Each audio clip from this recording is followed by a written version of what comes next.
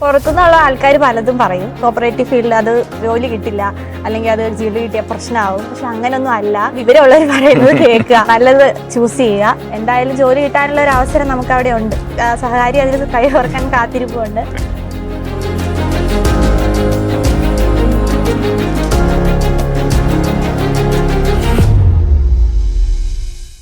Junior cooperative inspector success story സഹകാരി continue ആണ്. One of the rarest of the rares എന്ന് വേണമെങ്കിൽ പറയാം. കാര്യം ഇത്രയും കൺസിസ്റ്റന്റ് ആയിട്ട് റാങ്ക് മേടിക്കാന്ന് പറയുമ്പോഴത്തേക്ക് കേരള ബാങ്കിൽ എത്രാമത്തെ റാങ്കായിരുന്നു?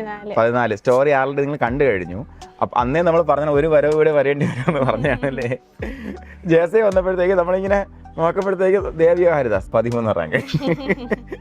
റാങ്ക് ആ ഒരു ലെവൽ വിട്ടുള്ള കളി ഇല്ലവർക്ക്. ഒരു റാങ്ക് വ്യത്യാസം വന്നു, ഒരു റാങ്ക് ഫ്രണ്ടിലോട്ട് കയറി ജേസി വന്നപ്പോഴത്തേക്കും. അപ്പോൾ അതുകൊണ്ട് തന്നെ നമ്മൾ ഒന്നും കൂടെ എത്തുകയാണ്, ദേവികയുടെ വീട്ടിലേക്ക് എത്തുകയാണ്. അപ്പോൾ ഇന്ന് ദേവികയുടെ ഫാമിലി ഫുള്ളുണ്ട്. ഓക്കെ, അപ്പോൾ അന്ന് സ്റ്റാറായി. അത് കഴിഞ്ഞപ്പോഴത്തേക്കും കുറച്ച് പറഞ്ഞ ഡിലേ വന്നപ്പോൾ അല്ലേ പേടിച്ച് നിൽക്കുകയാണ്. അപ്പോൾ നമ്മളെ ഈ സഹകരണ മേഖലയിലേക്ക് നമ്മളെ കൊണ്ടുവന്ന ആരാണ്? ചിറ്റയാണ് കൊണ്ടുവന്നത്. ചിറ്റയും കൊച്ചനാണ് കോപ്പറേറ്റീവ് ബാങ്കിലെ വർക്ക് ചെയ്യുന്നത്. അപ്പൊ അവരെയാണ് നമ്മളിപ്പോ കൃത്യമായിട്ട് സ്മരിക്കാനുള്ളത്.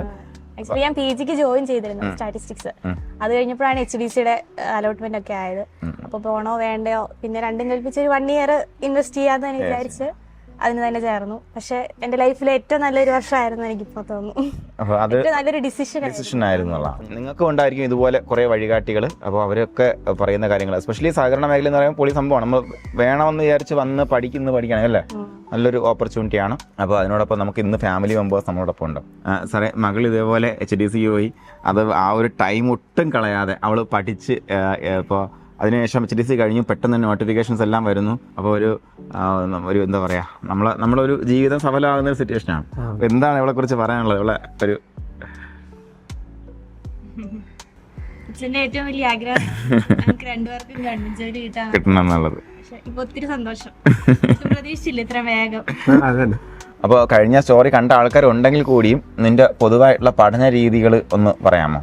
പഠന രീതി, എക്സാം ആണ് ഏറ്റവും ഇമ്പോർട്ടൻറ്റ്. നമ്മൾ എന്തോരം വലിച്ചു വാരി പഠിക്കുന്ന എന്നതിലല്ല, എക്സാം കറക്റ്റ് ആയിട്ട് സിലബസ് അനുസരിച്ച് ടോപ്പിക് വൈസ് നോക്കി ഓരോ ടോപ്പിക്ക് തീരുമ്പോഴും എക്സാം കറക്റ്റ് ആയിട്ട് ഫോളോ ചെയ്യണം. വീക്കിലി എക്സാം എന്തായാലും എഴുതണം.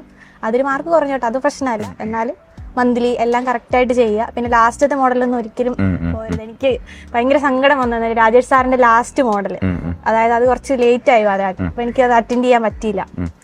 ലാസ്റ്റ് വേണ്ടല്ലോ എന്നോർത്ത് എക്സാമിന് പോയി. വന്നപ്പോൾ സാറ് ചെയ്തൊരു ക്വസ്റ്റ്യൻ അതിലുണ്ടായിരുന്നു. അപ്പൊ എനിക്ക് ഭയങ്കര സങ്കടം, ഞാൻ അത് അറ്റൻഡേ ചെയ്തില്ല. ഒരു മാർക്ക് കൂടെ ഒരു വലിയ ഇതായിരുന്നു.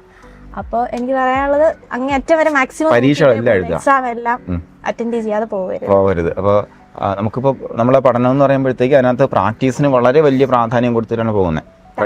ഒക്കെ ഒത്തിരി ഹെൽപ്പ് ചെയ്യുന്നതാണ്. അതായത് നമ്മൾ മറന്നു പോവാതെ വീണ്ടും ചെയ്ത് മുന്നോട്ട് പോകാനായിട്ട്. അപ്പോൾ നിങ്ങൾ ഈ പറഞ്ഞ പ്രാക്ടീസ് പാർട്ട് എല്ലാവരും കൃത്യമായിട്ട് ചെയ്യുക. ദിവസമുള്ള എക്സാമിനേഷൻ ആണെങ്കിലും, അതുപോലെ വീക്കെൻഡ് റിവിഷൻ ആണെന്നുണ്ടെങ്കിലും, മന്ത്ലി എക്സാം ആണെന്നുണ്ടെങ്കിലും എല്ലാ എക്സാമും എഴുതുക, ഒരെണ്ണം പോലും മിസ്സാക്കരുത്. അപ്പോൾ അതായിരുന്നു ദേവികയുടെ പ്ലസ് പോയിന്റ്. ഒരു മൈനസ് അടിച്ചതും എക്സാം എഴുതാത്തതുകൊണ്ടാണ്. ഓക്കെ, ഇത് നമ്മുടെ സ്റ്റേറ്റ്മെന്റ് ക്വസ്റ്റ്യൻസ് ഒന്നും വലച്ചിട്ടില്ല, ഉറപ്പാണ്. അതുപോലെ സമയം നീ കൃത്യമായി മാനേജ് ചെയ്തിട്ടുണ്ട് അല്ലേ? ഉണ്ട്. എത്രത്തോളം സമയം കിട്ടിയാടാ പരീക്ഷ ഹാളിൽ? എങ്ങനെയുണ്ടായിരുന്നു? അത്യാവശ്യം സമയം കിട്ടി. എനിക്ക് ആ ഒരു 10 മിനിറ്റ് മുമ്പ് ചെയ്യാൻ പറ്റി. സ്റ്റേറ്റ്മെന്റ് ഒന്നും ഒട്ടും പ്രശ്നം ഉണ്ടായിരുന്നില്ല. കാരണം നമ്മുടെ എല്ലാ മോഡൽ ക്വസ്റ്റ്യൻസും ആ ഒരു ലെവലിൽ തന്നെ ആയിരുന്നു. അത്രയും ബുദ്ധിമുട്ടല്ലായിരുന്നു ആക്ച്വലി എക്സാം ആണ്. അപ്പം അവിടുത്തെ അത്രയും ടഫ് അല്ലായിരുന്നു. അപ്പോൾ വലിയ പ്രശ്നമൊന്നും ഇല്ലായിരുന്നു.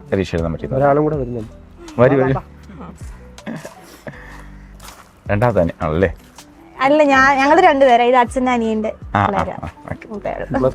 ഫസ്റ്റ് പഠിക്കും. പേരെന്തവന്റെ? ദേവാനന്ദ്. അപ്പോൾ ഈ നമ്മൾ ഈ പറഞ്ഞ കാര്യങ്ങളൊക്കെ റെപ്പറ്റീഷൻ ആണ് അല്ലേ ദേവികെ? കുഴപ്പമില്ല. എന്നാൽ കൂടി നിങ്ങൾ ആദ്യമായിട്ട് ഈ സ്റ്റോറി കാണുന്ന ആൾക്കാരുണ്ടായിരിക്കും. ഇല്ലാത്തൊരു കേരള ബാങ്ക് സ്റ്റോറി കണ്ടു നോക്കണം കേട്ടോ. അതൊരു ലെങ്തിയാണ്. അതിനകത്ത് കൃത്യമായിട്ട് നമ്മുടെ സ്ട്രാറ്റജി എല്ലാം വ്യക്തമായിട്ട് വരുന്നുണ്ട്. അപ്പോൾ നമുക്ക് ഇന്ന് നമ്മൾ വേറൊന്നുമല്ല, ദേവികയുടെ ഫാമിലിയോടൊപ്പം ആ സന്തോഷം പങ്കിടുക എന്നുള്ളതാണ് അഡ്വൈസിൻ്റെ. അതുകൊണ്ടാണ് നമ്മൾ ഇന്ന് എത്തിയത്. അപ്പോൾ നിങ്ങളെല്ലാവരും ഇതുപോലൊരു ദിവസം സ്വപ്നം കാണണം. നിങ്ങളുടെ ഫാമിലിയോടൊപ്പം നിങ്ങളുടെ സന്തോഷം പങ്കിടുന്ന ആ ദിവസം ചെറിഷ് ചെയ്യുക.